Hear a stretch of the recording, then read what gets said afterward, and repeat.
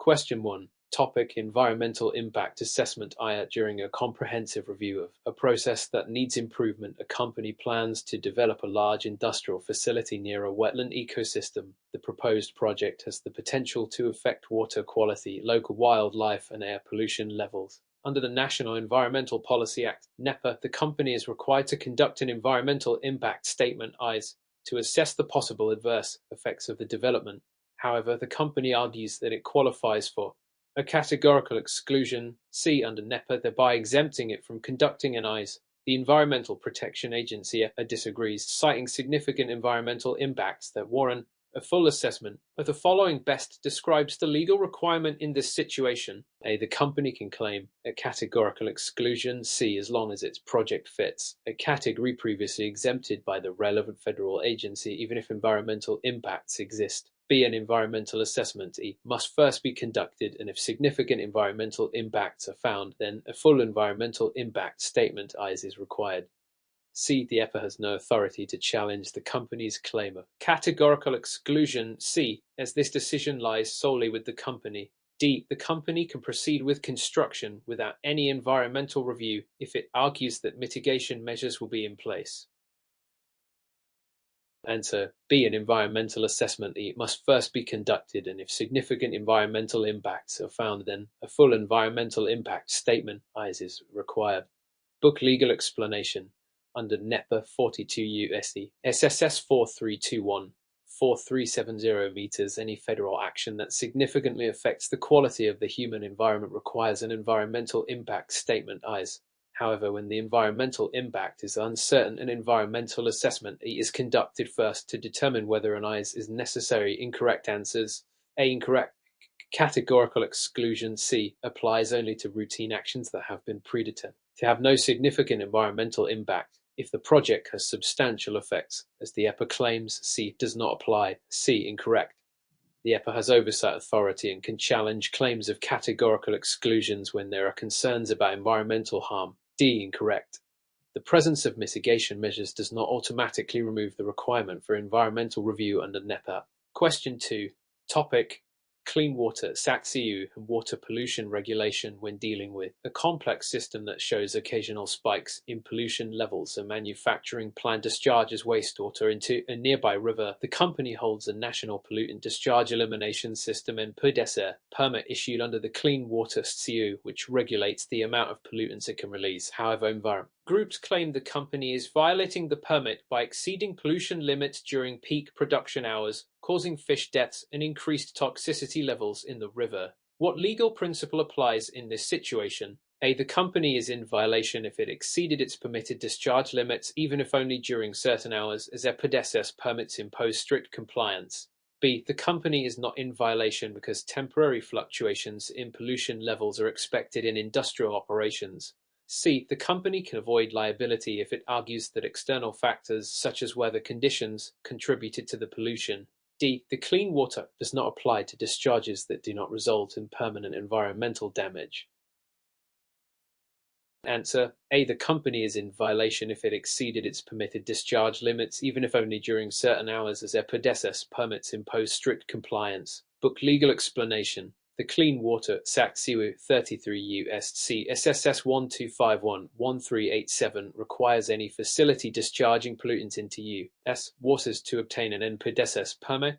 The permit includes specific pollutant limits, and any exceedance of those limits, regardless of duration, constitutes violation. Courts have repeatedly held that even temporary exceedances can result in enforcement actions. Incorrect answers. B. Incorrect. Compliance with PDESA permits is mandatory at all times. Temporary fluctuations are not an excuse. C. Incorrect. While external factors may contribute to pollution, the permit holder remains responsible for ensuring its operations remain within legal limits. D. Incorrect. The Clean Water Act regulates all discharges, even those that do not cause permanent damage, as pollution accumulates over time and affects ecosystems. Question 3. Topic: Endangered Species Act (ESSA) and habitat protection. In a high-stakes environment where multiple challenges arise, a real estate developer seeks to construct a new residential complex in an area that serves as a known habitat for the red-cockaded woodpecker, a species listed as endangered under the Endangered Species Act (ESSA). The developer argues that only A small portion of the habitat will be affected, and that alternative is available nearby for the species to relocate. However, conservation groups file a lawsuit asserting that the project violates the ESA. Under the law, what is the likely outcome? A. The project may proceed as planned because the developer has identified alternative land for the species to relocate. B. The project must be halted unless the developer obtains an incidental take permit and prepares a habitat conservation plan (HCP) demonstrating mitigation efforts. C. The project can proceed without additional approval as long as fewer than 10% of the species' total population is affected. D. Does not apply because private landowners are free to develop their property regardless of wildlife impact.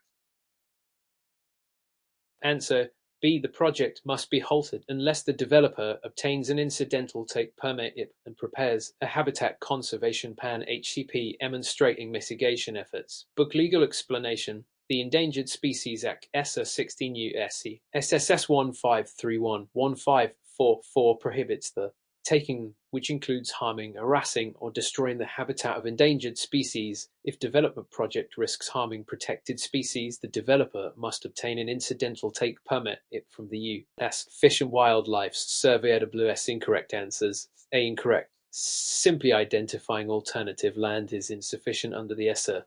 The law requires specific permits and approved conservation measures. C. Incorrect. There is no threshold such as 10% that allows species impact without regulatory approval. Any harm to an endangered species can be violation. D. Incorrect. The ESA applies even to private landowners if their actions negatively impact endangered species. Question 4. During an emergency response where multiple areas are impacted, an environmental disaster occurs when an oil pipeline rupture releases thousands of barrels of crude oil into a major river that supplies drinking water to several states.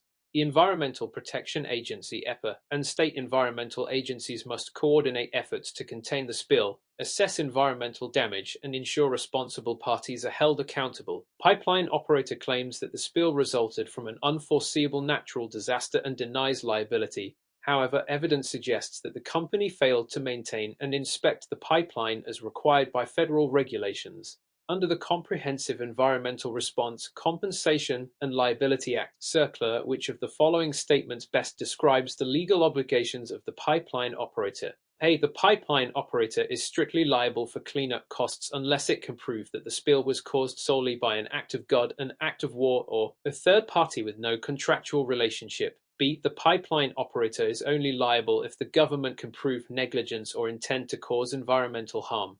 C. Since the pipeline supplies an essential resource, the company is exempt from liability under CERCLA and the government cover the cleanup costs. D. Liability under CERCLA applies only to hazardous waste sites, so the pipeline operator is not responsible for the cleanup. Answer A. The pipeline operator is strictly liable for cleanup costs unless it can prove that the spill was caused solely by an act of God, an act of war, or a third party with no contractual relationship. Explanation. CERCLA, also known as the Superfund Law, imposes strict liability on parties responsible for releasing hazardous substances into the environment. Strict liability means that the responsible party can be held liable. Cleanup costs regardless of negligence. However, CERCLA provides specific defenses including act of God, act of war, or act of third parties with no contractual relationship. In this case, the pipeline operator's failure to maintain and inspect the pipeline suggests that it cannot rely on these defenses. Additionally, crude oil spills are covered under CERCLA and the Oil Pollution Act (OPA), both of which mandate cleanup and cost recovery. Responsible parties.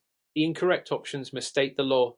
B is incorrect because CERCLA does not require proof of negligence or intent. C is incorrect because no exemption exists for essential resource suppliers. And D is incorrect because CERCLA applies beyond just hazardous waste sites. Question 5. In a high-stakes environment where multiple challenges arise, a developer plans to construct a large commercial facility on a site known to be a habitat for an endangered species. The developer argues that economic benefits outweigh environmental concerns, but conservation groups file lawsuits to block the project under the Endangered Species Act (ESA). The U.S. Fish and Wildlife Survey (if the law determines that the project could significantly impact the species' survival under the ESA. Which of the following options best describes the legal constraints on the project? A. The project must be halted indefinitely because any potential harm to an endangered species is illegal under the ESA. B. The project may proceed if the developer obtains an incidental take permit and submits a habitat conservation plan (HCP) demonstrating mitigation efforts. C. The ESA does not apply because the development is on private land and only federal projects are subject to ESA restrictions. D. The economic benefits of the project automatically override any environmental concerns under the ESA. Answer: B. The project may proceed if the developer obtains an incidental take permit and submits a habitat conservation plan (HCP) demonstrating mitigation efforts.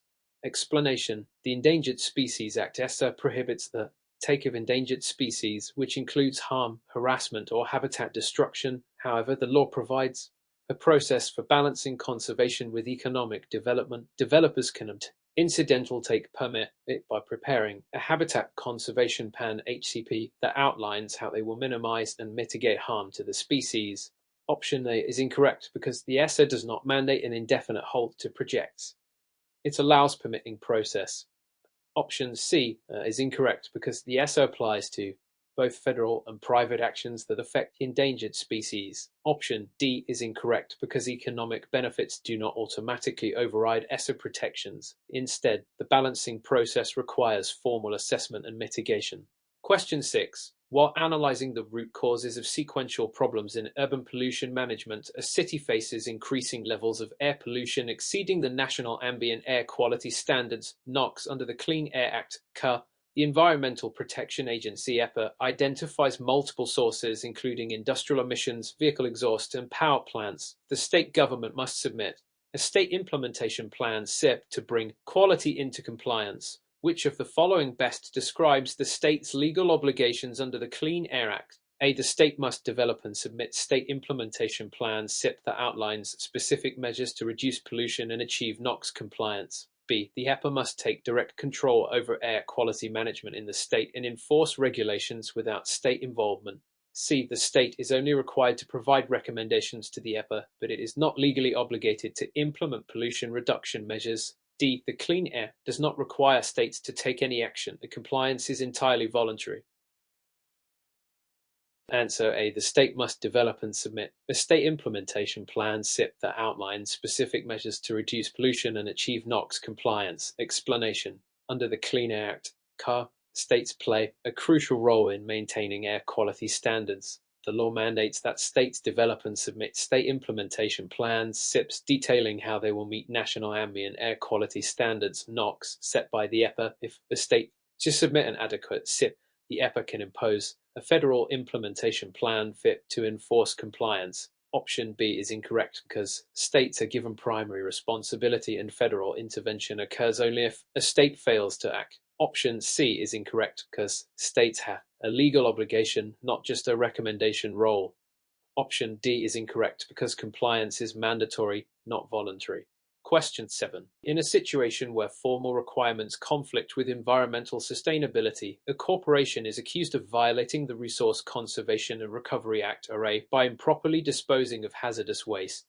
The company argues that the waste disposal methods used were cost-effective and complied with local regulations. However, an environmental audit reveals that the company failed to follow federal hazardous waste management guidelines. Under RA, which of the following statements is most accurate? A. The company is liable because our own posers cradle the grave responsibility for hazardous waste management, ensuring accountability from generation to disposal.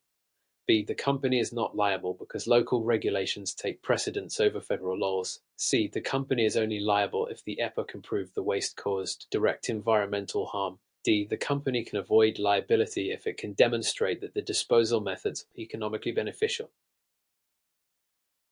Answer A. The company is liable because RA imposes cradle-to-grave responsibility for hazardous waste management, ensuring accountability from generation to disposal. Explanation: The Resource Conservation and Recovery Act (RA) establishes a comprehensive framework for hazardous waste management, requiring waste generators to manage waste from creation to disposal, cradle-to-grave responsibility. This means that companies cannot delegate responsibility to local authorities or argue cost-effectiveness. The defense: Option B is incorrect because federal laws supersede conflicting local regulations.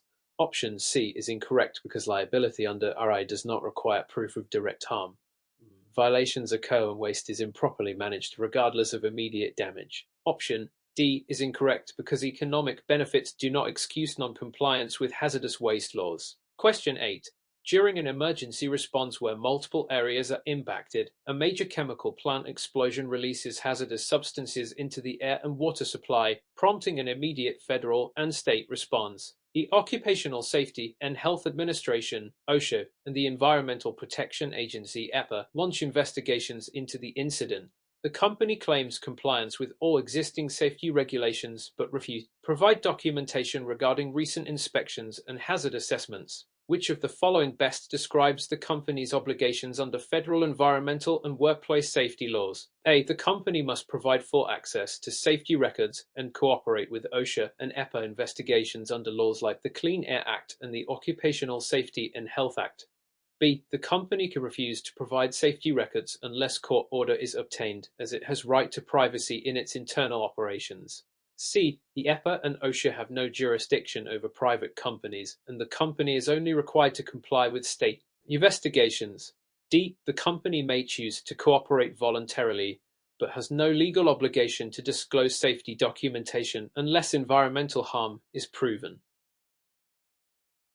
Answer A. The company must provide full access to safety records and cooperate with OSHA and EPA investigations under laws like the Clean Air Act and the Occupational Safety and Health Act. Explanation.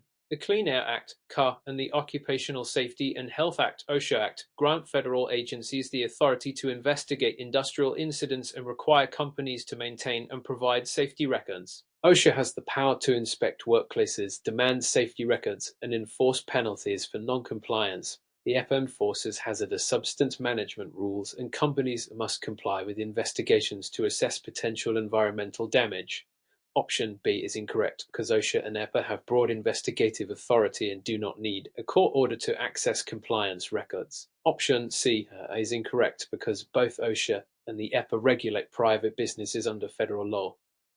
Option D is incorrect because companies must provide documentation when required, regardless of whether environmental harm has been conclusively proven.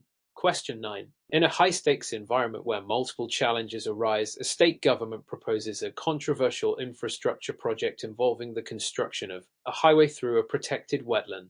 Environmental groups argue that the project violates the National Environmental Policy Act, NEPA, because it lacks an environmental impact statement, EIS. The state argues that economic development takes priority over environmental concerns. Under NEPA, which of the following best describes the legal obligations for the project? A. The project must be halted until a full environmental impact statement (EIS) is completed and reviewed. B. The state can bypass the NEPA process if economic benefits outweigh environmental concerns. C. The NEPA process is optional and agencies can decide whether they want to conduct an environmental review. D. The state only needs to consider environmental factors if the federal agency provides funding. Answer A. The project must be halted until a full environmental impact statement (EIS) is completed and reviewed. Explanation. NEPA requires federal agencies to assess environmental impacts before approving projects that significantly affect the environment. This includes preparing an environmental impact statement (EIS) when major environmental effects are anticipated, since a highway project in a protected wetland is likely to have significant environmental consequences and EIS is mandatory. Option B is incorrect because economic benefits do not override NEPA's requirements. Option C is incorrect because NEPA is not optional for qualifying projects. Option D is misleading. NEPA applies not only when a project receives federal funding, but also when federal agencies approve, permit, or oversee projects. Question 10. While analyzing the root causes of sequential problems in environmental policy enforcement, regulators discover that a manufacturing company has been dumping industrial waste into a local river for years. The company argues that the river is non-navigable and therefore the Clean Water Act does not apply. Under the COA, which of the following best describes the company's liability? A. The company is liable because the Clean Water Act applies to all U.S. waters, including non-navigable tributaries connected to larger waterways. B. The company is not liable because the Clean Water Act only applies to interstate waters. C. The company is only liable if the pollution is proven to have harmed human health. D. The company can avoid liability if it did not receive prior warnings from the Environmental Protection Agency (EPA). Answer A. The company is liable because the Clean Water Act applies to all U.S. waters, including non-navigable tributaries connected to larger waterways. Explanation: the Clean Water Act regulates the discharge of pollutants into waters of the United States, waters which includes tributaries, wetlands, and interconnected waterways. The Supreme Court has ruled that non-navigable waters can still fall under EOA jurisdiction if they have a significant connection to navigable waters. Option B is incorrect because EOA applies to more than just interstate waters. Option C is incorrect because liability does not depend on proving harm to human health. Unauthorized discharge itself is violation. Option D is incorrect because the EPA is not required to issue warnings before enforcement actions. Question 11. Given the critical role of risk assessment in regulatory compliance, a pharmaceutical company develops a new vaccine and seeks expedited approval from the Food and Drug Administration (FDA) under the Emergency Use Authorization (EUA) program. However, consumer advocacy groups argue that the company has not conducted sufficient long-term studies on the vaccine's effects. What are the key regulatory requirements for drug vaccine to receive emergency use authorization (EUA) from the FDA? The FDA requires substantial evidence of both long-term and short-term safety data before granting an EUA. B. The FDA grants EUA when there is evidence that the vaccine may be effective and that its potential benefits outweigh known risks in an emergency. C. The FDA does not have the authority to grant EUAs. Only Congress can authorize the emergency use of medical product. D. The FDA can only issue EUAs for vaccines if all clinical trials, including long-term studies, have been completed. Answer: B. The FDA grants EUA when there is evidence that the vaccine may be effective and that its potential benefits outweigh known risks in an emergency. Explanation: under the Federal Food, Drug, and Cosmetic Act, the FDA can issue an emergency use authorization (EUA) during a public health emergency when a drug or vaccine may be effective in preventing or treating disease and when its potential benefits outweigh its known risks. This is standard than the full biologics license application (BLA) approval process. Option A is incorrect because the EUA process does not require full long-term data. Option C is incorrect because the FDA has independent authority to grant EUAs under the 2004 Project BioShield Act. Option D is incorrect because not all clinical trials need to be completed for an EUA, but ongoing monitoring is required. Question 12.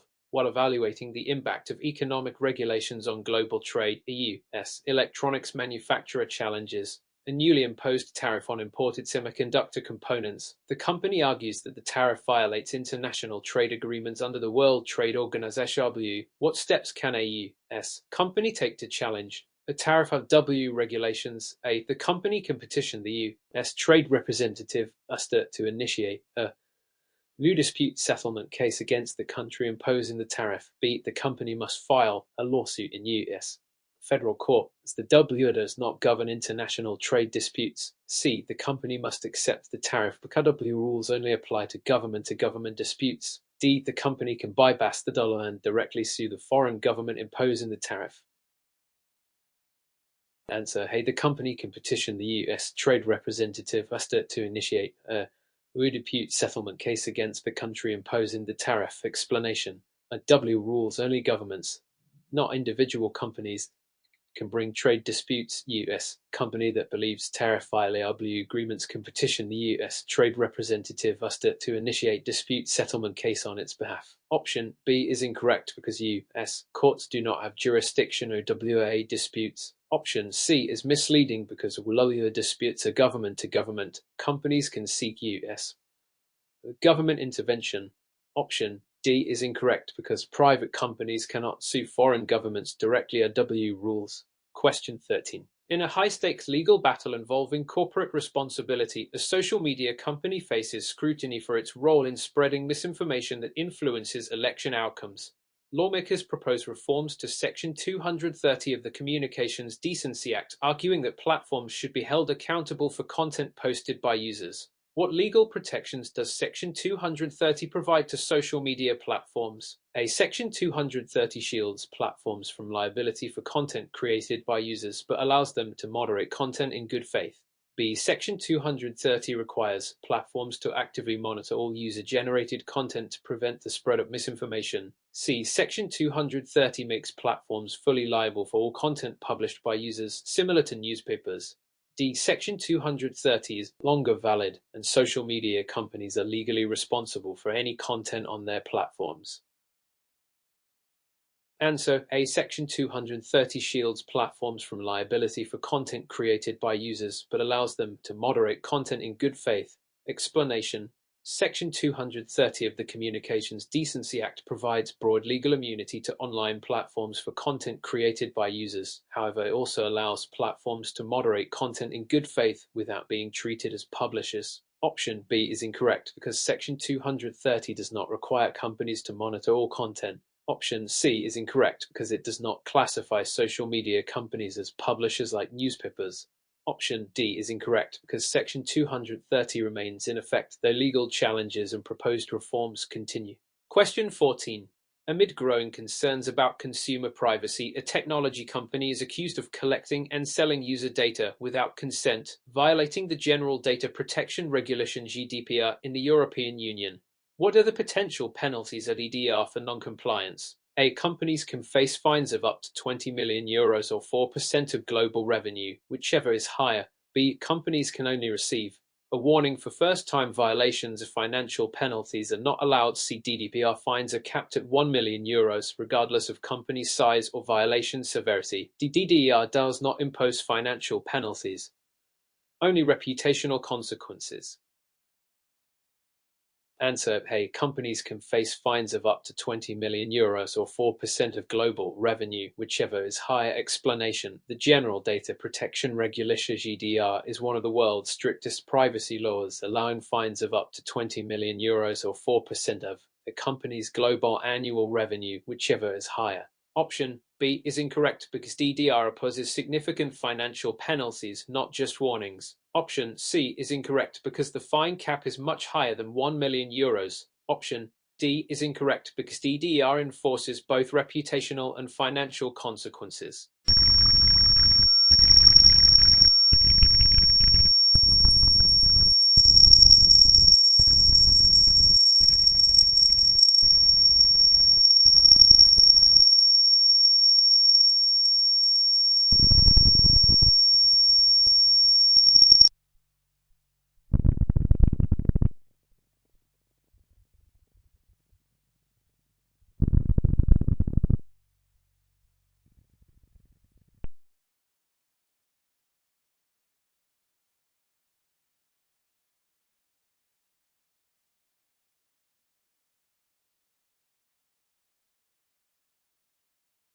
Answer A. Employers must provide reasonable accommodations unless it causes an undue hardship on the business. Explanation: Title Omen of the Civil Rights Act of 1964 requires employers to provide reasonable accommodations for religious practices unless doing so would cause an undue hardship, defined as significant difficulty or expense. Option B is incorrect because blanket denials of religious accommodations violate Title Omen. Option C is incorrect because Title Omen protects all sincere religious beliefs, regardless of formal recognition. Option D is incorrect because forcing employees to abandon religious practices would be unlawful discrimination. Question 16. Given the increasing complexity of financial regulations, a multinational investment firm is under investigation for violating the Foreign Corrupt Practices Act (FCPA) by allegedly paying bribes to government officials in a foreign country to secure business contracts. What are the key provisions of the FCPA and what penalties can companies face for non-compliance? A. The FCPA prohibits U.S. companies and their representatives from bribing foreign officials to gain a business advantage, with penalties including multi-million-dollar fines and imprisonment. B. The FCPA only applies to cash bribes and does not cover gifts, travel expenses, or other benefits. C. Companies can avoid liability under the FCPA by hiring third-party intermediaries to make payments on their behalf. D. The FCPA applies only to government in the United States, not foreign governments. Answer A. The FEPA prohibits U.S. companies and their representatives from bribing foreign officials to gain a business advantage, with penalties including multi-million-dollar fines and imprisonment. Explanation: the Foreign Corrupt Practices Act (FEPA) is a U.S. law that prohibits companies and their representatives from offering bribes to foreign officials to obtain or retain business. Violations can result in severe penalties, including multi-million-dollar fines, corporate sanctions, and prison sentences for individuals. Option B is incorrect because the FEPA covers not only cash bribes but also gifts, lavish travel, and other benefits given with corrupt intent. Option C is incorrect because companies can still be held liable if they use third-party intermediaries to pay bribes. Option D is incorrect because the FEPA specifically targets bribery of foreign officials, not just U.S. government officials. Question 17. As artificial intelligence continues to evolve, a self-driving car manufacturer faces legal challenges after one of its autonomous vehicles causes a fatal accident. The company claims it is not liable because the accident resulted from an unpredictable software malfunction rather than human error. What legal principles apply when determining liability in autonomous vehicle accidents? A. Manufacturers may be held liable under product liability laws if the autonomous system was defective or failed to operate as expected. B. The responsibility falls entirely on the passenger in the vehicle, even if they were not controlling it. C. The government, not the manufacturer, is liable because it approved the vehicle's use on public roads. D. Since the technology is new, there are no existing legal frameworks for liability in self-driving car accidents. Answer A. Manufacturers may be held liable under product liability laws if the autonomous system was defective or failed to operate as expected. Explanation: under product liability laws, manufacturers can be held accountable if their product, whether traditional vehicle or an autonomous one, contains defects that lead to harm. Courts may apply strict liability, negligence, or failure to warn doctrines when evaluating cases. Option B is incorrect because passengers are not usually liable if they are not actively controlling the vehicle. Option C is incorrect because government approvals do not shield companies from liability. Option D is incorrect because legal principles such as negligence, strict liability, and warranty claims already apply to autonomous vehicles. Question 18. In a case that tests the boundaries of digital privacy, a major tech company refuses to unlock the smartphone involved in a criminal investigation, citing user privacy concerns. Law enforcement officials argue that accessing the device is crucial to national security. What legal arguments support both the company's refusal and the government's demand for access? A. The company argues that compelled decryption violates the Fourth Amendment, while the government argues that access is justified under national security and law enforcement interests. B. The company must comply because law enforcement always has unrestricted access to digital devices in criminal investigations. C. The government can seize any device at any time without warrant under emergency provisions. D. The company is automatically liable if it refuses to unlock the device.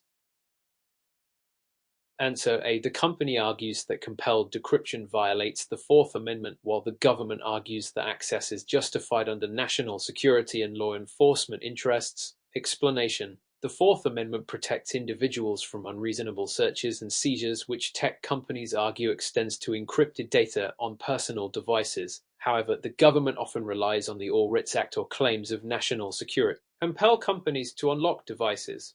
Option B is incorrect because law enforcement needs a valid legal order to access private data.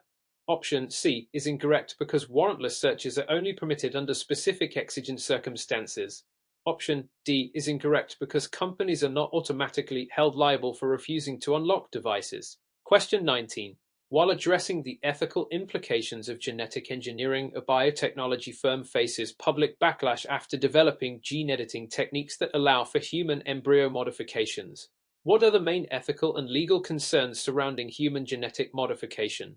A. Genetic modifications raise concerns about eugenics, unintended consequences, and the potential for discrimination based on genetic traits. B. Governments worldwide have fully legalized all forms of genetic editing without restrictions. C. There are no legal or ethical concerns, as genetic modifications always lead to medical advancements. D. The only concern is financial. Whether people can afford genetic modifications. Answer A. Genetic modifications raise concerns about eugenics, unintended consequences, and the potential for discrimination based on genetic traits. Explanation: Genetic engineering raises significant ethical and legal issues, including concerns about eugenics, unintended mutations, and social inequality.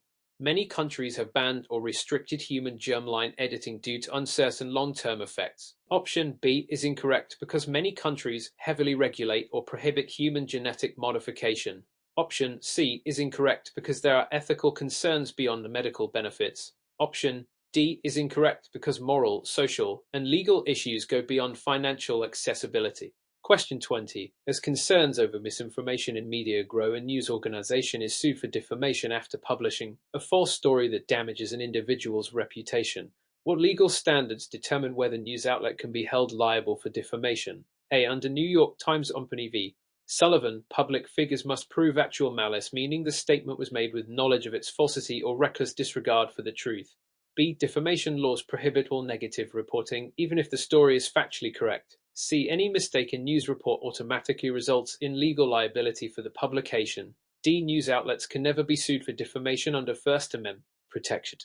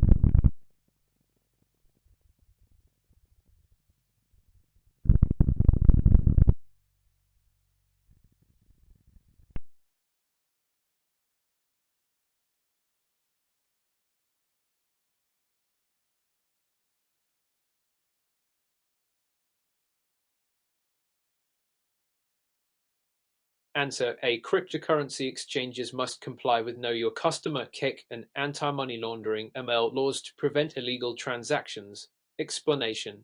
Cryptocurrency exchanges are increasingly being regulated under financial laws to prevent money laundering, fraud, and illicit transactions. Most countries require exchanges to comply with KIC and EMA regulations, which means they must verify users' identities and transactions for suspicious activity. Option B is incorrect because many governments have implemented legal frameworks for cryptocurrencies. Option C is incorrect because exchanges must comply with national financial laws. Option D is incorrect because blockchain technology allows law enforcement to trace many cryptocurrency transactions despite perceptions of total anonymity. Question 22. Given the rise of cybercrime, a large corporation suffers a data breach that exposes millions of customer records, leading to lawsuits and regulatory investigations. What legal obligations do companies have regarding data security and breach notification? A. Companies must comply with data protection laws such as the General Data Protection Regulation (GDPR) and California Consumer Privacy Act (CPA), which require timely breach notifications. B. There are no legal requirements for companies to disclose data breaches. C. Companies are only liable if they intentionally leaked data, not if they were hacked. D. Data security laws only apply to government agencies, private businesses. Answer A. Companies must comply with data protection laws such as the General Data Protection Regulation (EDPR) and California Consumer Privacy Act (EPA), which require timely breach notifications. Explanation. Many countries and states have strict data protection laws, including GDPR in Europe and EPA in California, which require companies to implement strong cybersecurity measures and notify affected customers in case of a data breach. Option B is incorrect because many laws mandate breach disclosure. Option C is incorrect because companies can be held liable for failing to secure customer data even if the breach was unintentional. Option D is incorrect because private businesses must also comply with cybersecurity laws. Question 23. As artificial intelligence reshapes employment, a major company is sued for using an AI hiring system that allegedly discriminates against certain job applicants. How do existing employment discrimination laws apply to AI-driven hiring practices? A. Employers using AI must ensure that algorithms do not discriminate based on race, gender, or other protected characteristics under laws like the Civil Rights Act. B. AI hiring tools are not subject to anti-discrimination laws because they are based on data. C. Employers are not responsible for AI-based hiring decisions since the system, not a human, made the choice. D. AI bias cannot exist because algorithms are always neutral and objective. Answer A. Employers using AI must ensure their algorithms do not discriminate based on race, gender, or other protected characteristics under laws like the Civil Rights Act. Explanation. Under Title Roman of the Civil Rights Act, the Americans with Disabilities Act (ADA), and other employment laws, companies are responsible for ensuring their AI hiring tools do not create discriminatory outcomes. Option B is incorrect because AI tools must comply with anti-discrimination laws. Option C is incorrect because companies are still liable for AI-based hiring decisions. Option D is incorrect because AI systems can develop biases based on flawed data. Question 24. As environmental concerns drive new regulations, a multinational corporation is sued for failing to disclose the environmental impact of its products. What legal principles apply to corporate environmental responsibility and disclosure? A. Companies must comply with Environmental Protection Agency (EPA) regulations and disclose environmental risks to investors under securities laws. B. Environmental laws only apply to manufacturing companies, not service-based businesses. C. Companies can legally withhold environmental impact information as trade secrets. D. There are no legal consequences for companies that mislead the public about their environmental impact. Answer A. Companies must comply with Environmental Protection Agency (EPA) regulations and disclose environmental risks to investors under securities laws. Explanation. Regulations such as the EPA's Clean Air Act, Clean Water Act, and SEC disclosure requirements require companies to report environmental risks and liabilities. Misleading investors about environmental impact can lead to fraud charges and securities violations. Option B is incorrect because all businesses, including service companies, may have environmental reporting obligations. Option C is incorrect because trade secret protections do not cover failure to disclose legally required information. Option D is incorrect because companies face legal consequences for environmental misrepresentation. Question 25. As social media platforms become powerful influencers, a celebrity influencer is sued for promoting a fraudulent cryptocurrency without disclosing financial ties to the company. What legal responsibilities do influencers have when promoting financial products? A. Influencers must disclose paid endorsements under Federal Trade Commission (FTC) rules and can face liability for misleading promotions. B. Influencers have no legal obligation to disclose financial relationships. C. Influencers can only be held liable if they personally created the fraudulent product. D. Social media promotions are not regulated because they are considered free speech. Answer A. Influencers must disclose paid endorsements under Federal Trade Commission (FTC) rules and can face liability for misleading promotions. Explanation. Under FTC guidelines, influencers must clearly disclose any financial relationships when promoting products, especially in high-risk areas like investments in cryptocurrency. Option B is incorrect because failure to disclose paid promotions can lead to legal action. Option C is incorrect because influencers can be held liable even if they did not create the product. Option D is incorrect because misleading financial promotions are regulated and not protected as free speech. Question 26. As deepfake technology advances, a well-known politician sues an online platform for hosting a manipulated video that falsely depicts them engaging in illegal activity. What legal challenges exist in regulating deepfake content? A. Laws against defamation, fraud, and privacy violations can be used to challenge deepfakes, but enforcement is complex. B. Deepfakes are protected under free speech laws and cannot be regulated. C. There are no laws addressing deepfake content. D. Platforms cannot be held liable for hosting deepfake content. Answer A. Laws against defamation, fraud, and privacy violations can be used to challenge deepfakes, but enforcement is complex. Explanation. Deepfake videos can violate laws related to defamation, fraud, and privacy, but enforcement is difficult because deepfake creators can remain anonymous. Option B is incorrect because harmful deepfakes are not fully protected by free speech laws. Option C is incorrect because various laws can be applied to deepfake-related crimes. Option D is incorrect because some laws hold platforms responsible for moderating harmful content. Question 27. During a critical transition period where existing processes are being phased out, a manufacturing company struggles to maintain production efficiency while adopting automated systems. What key factors should be considered to ensure a smooth transition to automation? A gradual implementation with proper training, redundancy planning, and change management strategies. B. Immediate replacement of all manual processes with automation without testing. C. Ignoring employee concerns and focusing solely on technological efficiency. D. Relying on automation without human oversight, assuming systems will self-correct. Answer A. Gradual implementation with proper training, redundancy planning, and change management strategies. Explanation. Gradual implementation with proper planning, testing, and employee training ensures a smoother transition. Automation requires integration with existing workflows to minimize disruption. Option B is incorrect because sudden changes can cause errors and resistance. Option C is incorrect because ignoring workforce adaptation can hinder success. Option D is incorrect because human oversight is necessary to handle unforeseen issues. Question 28. When developing a solution that must address opposing needs between cost efficiency and high-quality service, a logistics company faces challenges in maintaining quick delivery times while reducing expenses. What is the best strategy to balance cost efficiency and service quality? A. Optimizing logistics networks using data-driven routing and just-in-time inventory.